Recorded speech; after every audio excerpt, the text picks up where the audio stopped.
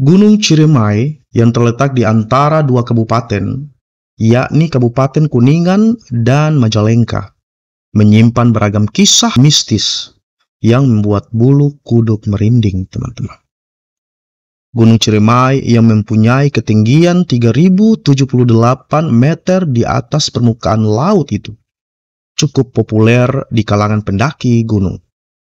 Salah satunya ialah Lukas Priyatno yang membagikan pengalaman pendakiannya di gunung tertinggi di Jawa Barat tersebut. Assalamualaikum warahmatullahi wabarakatuh. Selamat datang dan selamat berjumpa kembali di Kakak Jo Channel. Apa kabar teman-teman semua hari ini? Kakak berdoa semoga senantiasa kita semua diberikan limpahan rahmat karunia, kesehatan, serta rezeki yang melimpah ruah oleh Tuhan yang Maha Kuasa. Teman-teman, kali ini kakak akan membagikan sebuah kisah mistis pendakian di Gunung Ciremai yang akibat tak minta izin orang tua, akhirnya berujung maut. Kisah ini teman-teman, kakak kutip dari pikiranrakyat.com. Semoga saja teman-teman suka dengan ceritanya. Spesial juga buat teman-teman yang masih terus eksis sampai sekarang di dunia pendakian. Buat teman-teman mahasiswa yang tergabung dalam organisasi intrakampus, Mapala, mahasiswa pencinta alam. Semoga menambah referensi buat teman-teman semua. Dan kakak pun berharap, sudi kiranya teman-teman terus mendukung pengembangan channel ini, agar mampu berkembang lebih baik, lebih maju, lebih bermanfaat, menghibur, serta mengedukasi kita semua. Dengan terus men-like, men-subscribe, dan men-share atau membagi video maupun channel Kakak Jo melalui media sosial teman-teman.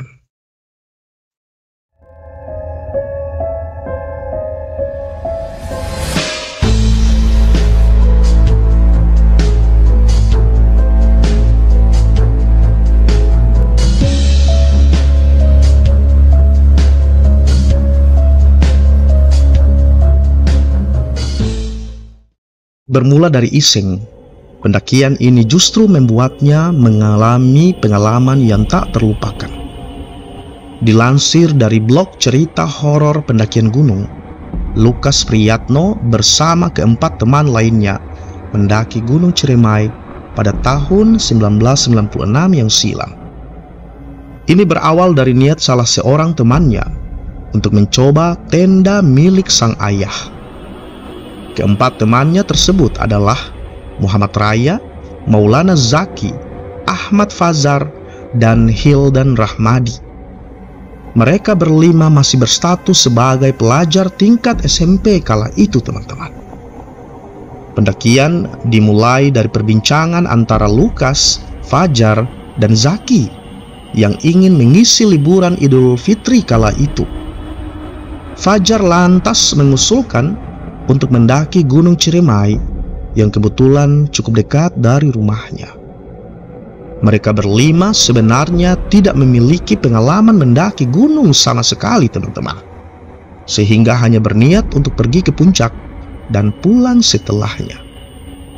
Mereka lantas berkumpul di kediaman Fajar. Lukas dan Zaki datang bersama dan menunggu Raya dan Hildan yang berangkat dari Jakarta saat itu. Setelah semuanya berkumpul, mereka lantas berbincang-bincang di teras, seraya menikmati singkong rebus dan kopi sore hari sebelum keberangkatan. "Lo berdua sudah izin orang tua?" kata Lukas pada Raya dan Hildan. Ternyata teman-teman, meskipun mereka meminta izin orang tuanya masing-masing, namun tidak mengatakan untuk pergi ke puncak Gunung Ciremai. Berbeda dengan Zaki yang sudah meminta izin untuk memuncak, namun tidak dikabulkan oleh orang tuanya. Ia tetap bersikukuh untuk berangkat ke puncak bersama kawan-kawannya tersebut. "Gua udah izin mau ke puncak, tapi gua nggak dibolehin. Tapi gua tetap mau muncak kata Zaki, teman-teman. Senada dengan Fajar yang juga ternyata tidak mengantongi izin untuk pergi ke puncak Gunung Ciremai oleh orang tuanya ketika dikonfirmasi oleh Lukas. Lukas mengaku tidak meminta izin sama sekali karena hanya berencana untuk naik gunung saja dan jaraknya cukup dekat. Dengan rasa penasaran akan puncak Ciremai yang sangat tinggi itu, teman-teman, keesokan harinya setelah sholat subuh, mereka pun berangkat meski tanpa mengantongi izin dari orang tuanya masing-masing. Mereka pergi mendaki hanya dengan membawa perbekalan seadanya. Masing-masing membawa tas sekolah berisikan tenda, senter, snack, roti, rokok, kopi, dan termos air panas.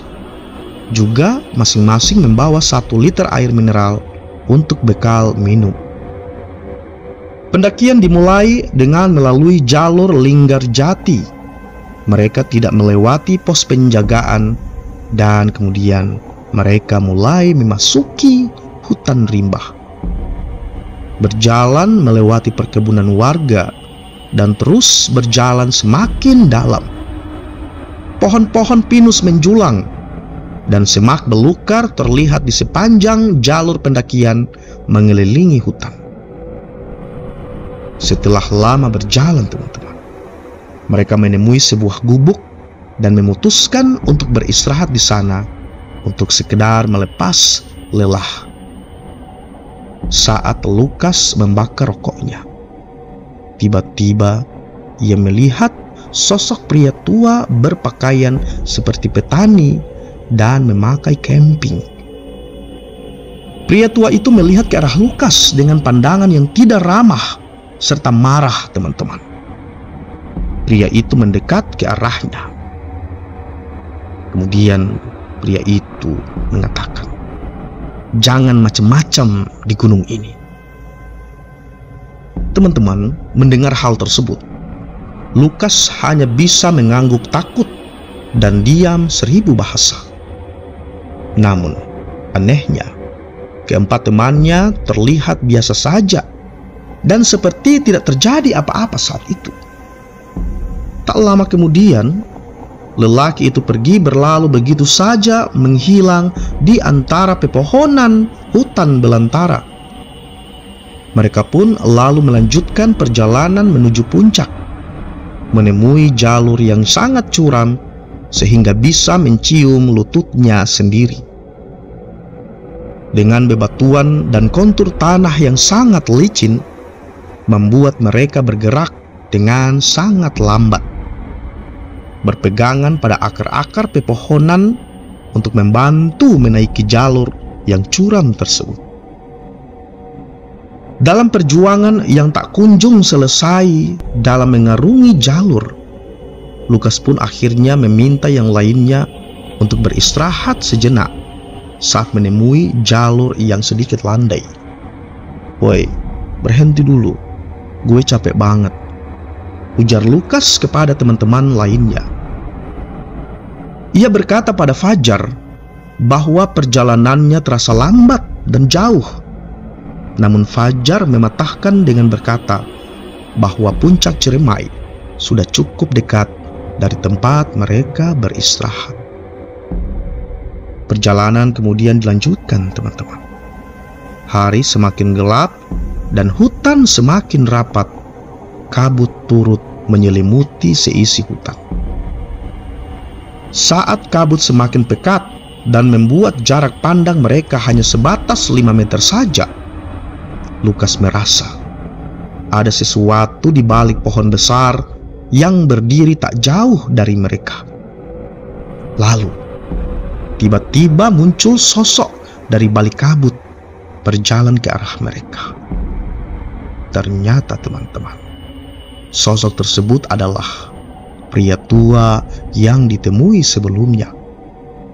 Dengan pandangan yang semakin marah dari sebelumnya, lelaki tua itu berkata hal yang sama kepada Lukas.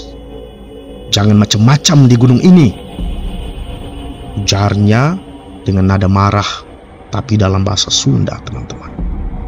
"Iya Pak, maafkan saya Pak," kata Lukas sambil menundukkan wajahnya. Kemudian pria tua itu menjauh dan kembali menghilang di telan kabut yang pekat. Lukas yang saat itu masih dalam keadaan kaget merasa bingung kenapa pria tersebut hanya marah kepadanya saja. Fajar serta lainnya merasa heran karena menurutnya pria tersebut sangat baik dan ramah terhadap mereka dan meminta mereka untuk berhati-hati. Tak lama setelah melanjutkan kembali perjalanan, mereka akhirnya mencapai puncak Ciremai dan matahari sudah nyaris tenggelam, dan mereka lantas mendirikan tenda dengan jarak sekitar 5 meter dari bibir kawah Ciremai. Teman-teman, setelah selesai dan langit mulai gelap, Lukas memutuskan untuk merebahkan badannya melepas lelah setelah perjalanan seharian. Lalu tiba-tiba Raya memintanya untuk menemani buang air kecil. Karena merasa lelah, Lukas menoleh dan akhirnya Raya ditemani oleh Hildan yang kebetulan merasakan hal yang sama. Teman-teman, ia lantas memutuskan untuk menyusul mereka berdua itu, yang setelah menunggu 2 jam lamanya semenjak kepergian mereka untuk buang air kecil. Suasana yang gelap serta angin kencang membuatnya ketakutan dan khawatir atas keberadaan kedua sahabatnya tersebut. Setelah berusaha memanggil mereka berdua, ia kemudian menghampiri tenda Fajar dan Zaki dengan harapan Hildan dan Raya bersama dengan mereka. Namun teman-teman, ia tidak menemukan keberadaan mereka berdua dan segera membangunkan Fajar dan Zaki yang sedang tertidur pulas. Setelah mereka berdua bangun, akhirnya semua keluar tenda dan berusaha mencari menemukan keberadaan kedua teman yang hilang itu. Namun nihil teman-teman, tidak ada tanda-tanda dari keberadaan mereka berdua. Karena sudah semakin larut dan gelap, mereka memutuskan untuk mencari saat matahari sudah mulai timbul. Mereka kembali ke dalam tenda. Zaki dan Fajar pun langsung tertidur kembali. Teman-teman, namun tak lama kemudian, di saat Lukas masih terjaga, sayup-sayup terdengar suara azan. Dalam ketinggian tersebut, sangatlah mustahil ada suara azan dari masjid yang dapat didengar. Dengan rasa khawatir dan sesal, Lukas tidak sanggup membendung air matanya. Ia pun kemudian berinisiatif untuk mencoba mencari sekali lagi di sekitar tenda. Saat matahari mulai terbit, mereka bertiga bangun dan memeriksa tenda lainnya, berharap Raya dan Hildan sudah kembali. Namun, lagi-lagi tetap nihil. Mereka lalu mencari keberadaan Hildan dan Raya di sekitaran puncak dan juga bibir kawah Ciremai. Namun teman-teman, tetap tidak menemukan apapun. Bahkan jejak hewan pun tidak ada. Setelah perdebatan dan pencarian, mereka akhirnya memutuskan untuk turun pagi itu dan melapor ke pos jaga mengenai peristiwa tersebut. Pada sore hari dalam perjalanan turun, mereka berpapasan dengan warga dan segera menceritakan kejadian yang mereka alami. Mereka lantas dibawa ke pos jaga serta diinterogasi, dan setelahnya dilakukan pencarian pada sore itu juga. Tim SAR dibantu warga berkumpul dan membentuk 2 tim pencarian, sedangkan mereka menunggu di pos jaga karena sudah sangat kelelahan. Singkat cerita teman-teman, setelah proses pencarian yang cukup rumit, di hari ke-7 Tim SAR yang dibantu oleh warga dan juga relawan akhirnya menemukan 2 orang pendaki yang tersangkut di bebatuan di bibir kawah Ciremai. Dengan menggunakan helikopter, jasad yang diketahui merupakan Hildan dan Raya akhirnya diangkat dan dimasukkan ke dalam kantung jenazah. Mereka dibawa ke base camp Linggarjati untuk nantinya dilakukan autopsi guna penyelidikan lebih lanjut. Namun sebelumnya, mereka diperbolehkan untuk melihat jasad untuk memastikan apakah betul itu adalah jasad Hildan dan Raya. Tangis mereka pun pecah saat melihat jasad yang sudah terbujur kaku dengan keadaan yang sangat mengenaskan itu, teman-teman. Hasil autopsi mengungkapkan bahwa Raya tergelincir dan Hildan berusaha untuk membantu. Namun naas, mereka berdua justru terperosok ke dalam kawah.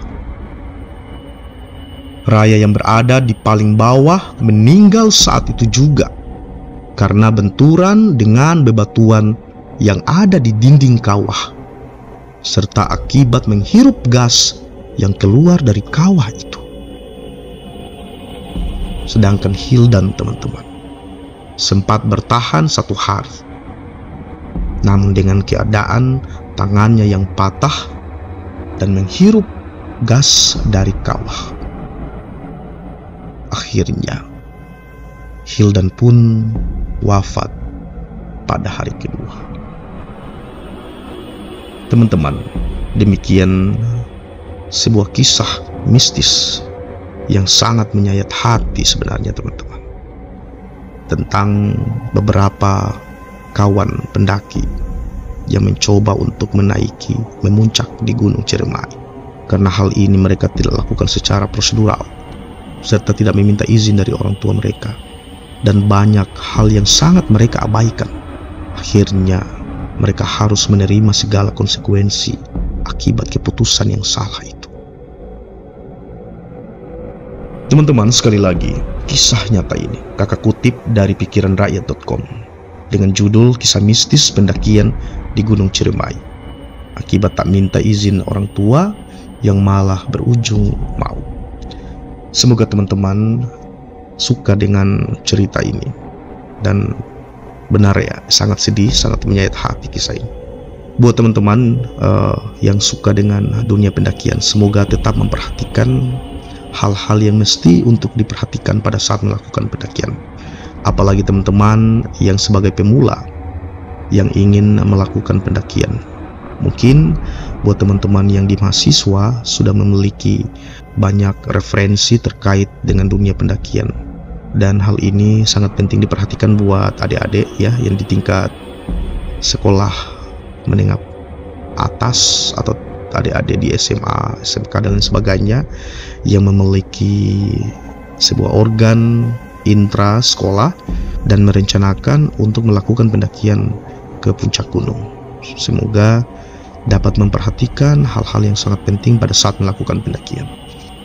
Terima kasih sekali lagi teman-teman, dan kakak berharap teman-teman sudi untuk terus mendukung pengembangan channel ini agar mampu berkembang lebih baik, lebih maju, bermanfaat, menghibur serta mengedukasi kita semua dengan men-like, men-subscribe serta men-share atau membagi video maupun channel kakak Jo melalui media sosial, teman-teman. Demikian yang dapat kakak bagi. Thank you banget sekali lagi buat teman-teman yang telah sudi meluangkan waktu menonton video dari channel kakak Jo. Insyaallah kita akan ketemu di lain waktu, dan kakak akhiri, assalamualaikum warahmatullahi wabarakatuh.